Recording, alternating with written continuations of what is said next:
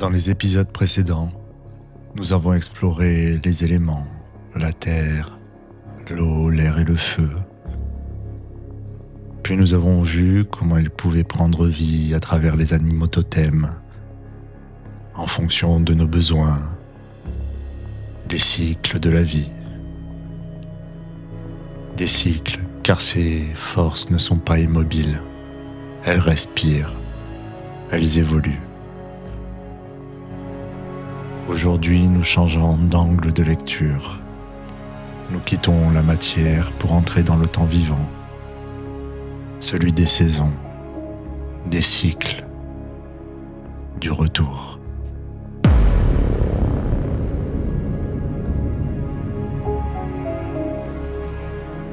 Le cycle des saisons n'est pas une simple alternance climatique, c'est une respiration.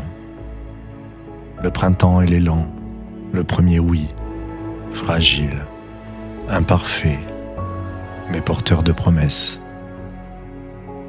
L'été, l'expansion, la lumière à son apogée, le monde s'exprime sans retenue. Puis vient l'automne, le temps du tri. Rien n'est arraché, tout est relâché. Laissez tomber pour faire de la place. Et enfin, l'hiver. Non pas une fin, mais un silence fécond. Un retrait nécessaire où la vie se prépare en profondeur. Le vivant ne cherche ni la permanence, ni la performance constante.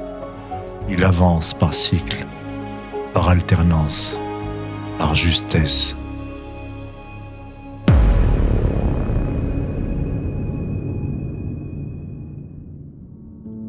Avant la présence des calendriers, le temps était observé dans le ciel. Les peuples anciens accordaient une importance majeure aux équinoxes et aux solstices. Les équinoxes, équilibre parfait entre le jour et la nuit. Les solstices, point extrême du cycle solaire. Ces moments structuraient les semailles, les rites, la vie sociale. Dans les traditions celtiques, l'année était rythmée par des fêtes saisonnières majeures. Samhain, au 1er novembre, fin du cycle et le monde des ancêtres. Imbolc, au 1er février, la purification et les premières promesses. Beltane, le 1er mai, la fertilité, l'union et l'explosion du vivant. Et enfin Lughnasadh, au 1er août, première récolte et symbole de gratitude. À ces fêtes s'ajoutait l'équinoxe de printemps vers le 20 mars, le solstice d'été vers le 21 juin, l'équinoxe d'automne vers le 22 septembre et le solstice d'hiver vers le 21 décembre. Partout dans le monde, des monuments ont été alignés avec ces événements cosmiques. Le ciel était le calendrier sacré.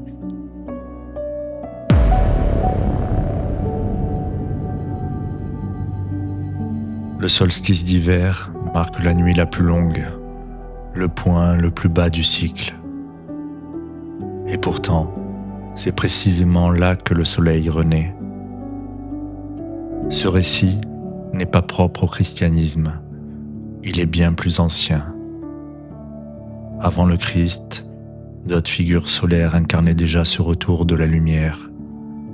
Horus, enfant solaire né après la nuit du chaos, Mitra, dont la naissance était célébrée au solstice d'hiver. Le christianisme s'inscrit dans cette continuité symbolique. La naissance du Christ célèbre la même vérité universelle. La lumière renaît toujours du cœur de l'obscurité, pas par la force, mais par le recommencement.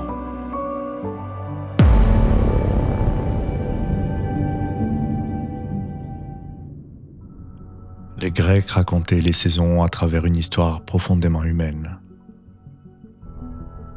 Perséphone et sa descente aux enfers. Sa mère, Déméter, se retire dans le deuil, et ainsi la terre devient stérile. l'hiver s'installe. Après avoir dû négocier avec Hadès, les dieux de l'Olympe obtiennent qu'elle soit libérée la moitié de l'année. Lorsque Perséphone revient, même partiellement, la vie reprend. Et lorsqu'elle repart en enfer auprès de son mari Hadès, la vie se meurt. Ce mythe ne parle pas seulement du climat, il parle de la séparation, de perte et de retour. Il nous rappelle que la vie oscille sans cesse entre présence et absence, mais sans jamais se rompre.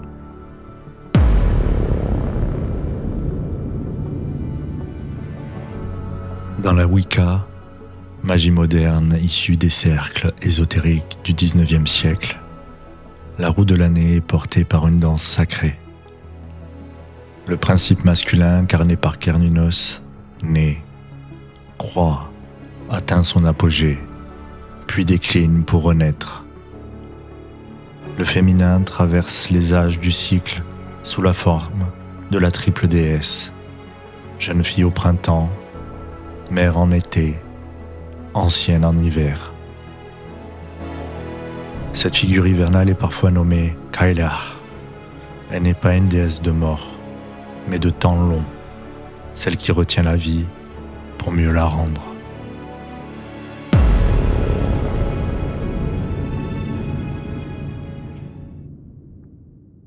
Ferme doucement les yeux et observe ta respiration.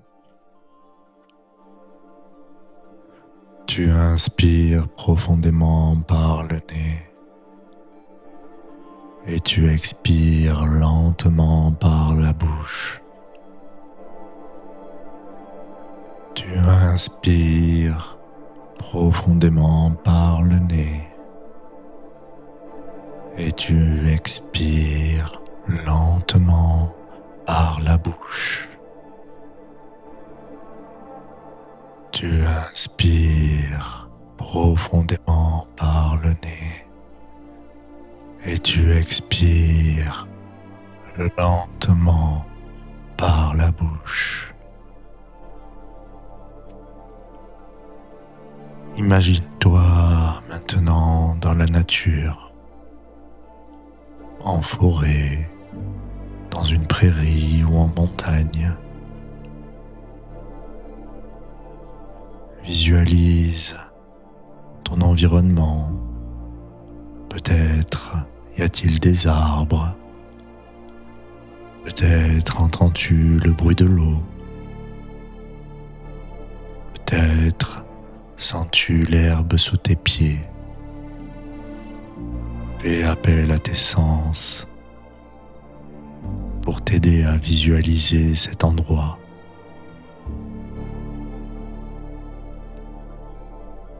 Et tout en le visualisant, observe à quelle saison tu te trouves.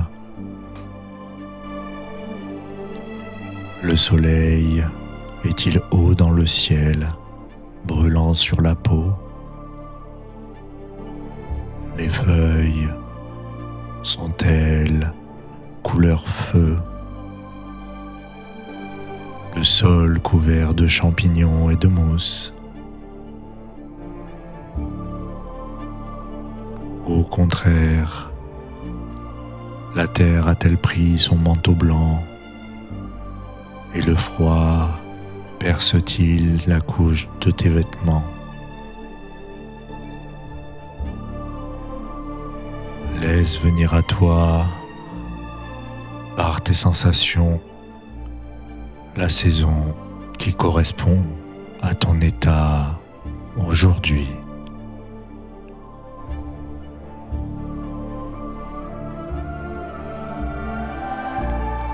Et lorsque cette saison sera bien définie, pose-toi la question à quoi cela correspond pour toi.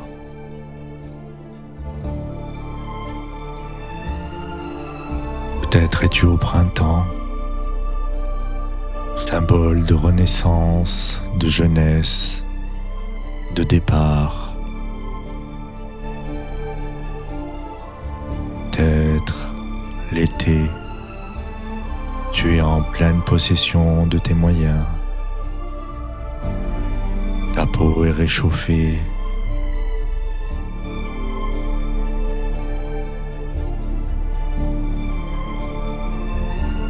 Peut-être es-tu à l'automne, où il est temps de dresser le bilan, de ramasser les fruits de son labeur. Et enfin, peut-être sommes-nous en hiver, où le cycle se termine, où le temps devient long, figé. Accueille cette saison sans la juger. Il n'y a pas de bonne ou de mauvaise saison.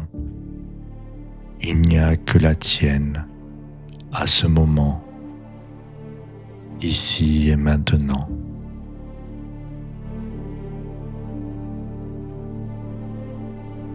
Ancre en toi ces sensations.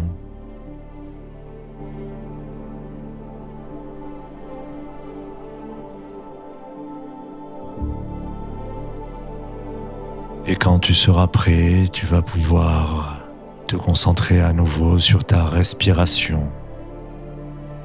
Tu vas pouvoir redonner du mouvement à ton corps en bougeant doucement les doigts, les pieds, peut-être en t'étirant ou en bâillant. Et lorsque tu seras prêt, tu pourras réouvrir les yeux.